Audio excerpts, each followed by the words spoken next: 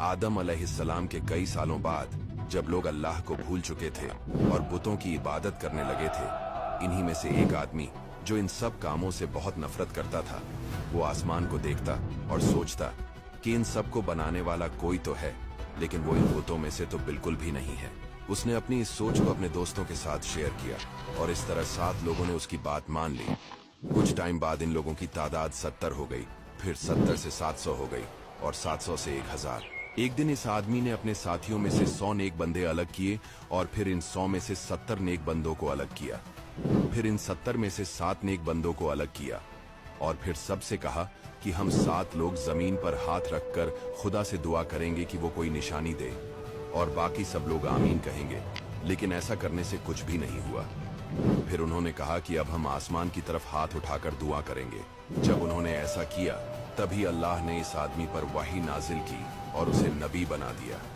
ये आदमी और कोई नहीं बल्कि हजरत इदरीस अलैहिस्सलाम थे, जिन्हें क्रिश्चियंस और यहूदी इनॉक के नाम से बुलाते हैं।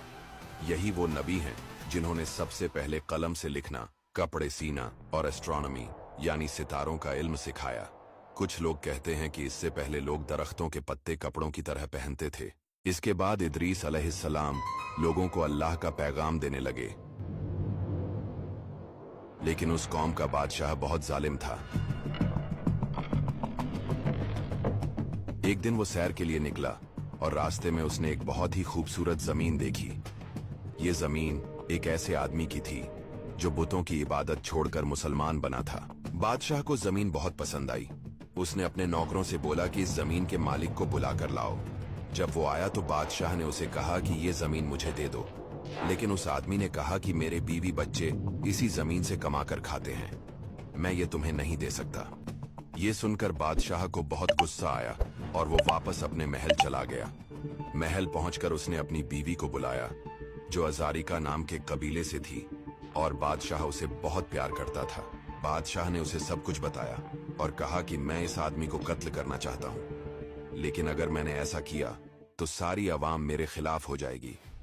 ये सुनकर उसकी बीवी ने कहा, तुम फिक्र मत करो, मेरे पास एक प्लान है जिससे वो कत्ल भी हो जाएगा और वो जमीन भी हमें मिल जाएगी। बादशाह ने पूछा, वो कैसे? उसने कहा, मैं अपने कबीले के कुछ लोगों को भेजती हूं जो इस आदमी को पकड़ कर लाएंगे और सबके सामने कहेंगे कि ये आदमी बुतों को छोड़कर एक नए खुदा को मानता है। इस तरह तुम इसे कत्ल कर सकते हो। बादशाह ये बात मान गया और वो लोग इस आदमी को पकड़ कर ले आए और शहर के लोगों को इकट्ठा करके कहा कि ये आदमी हमारे बुतों को नहीं मानता, इसलिए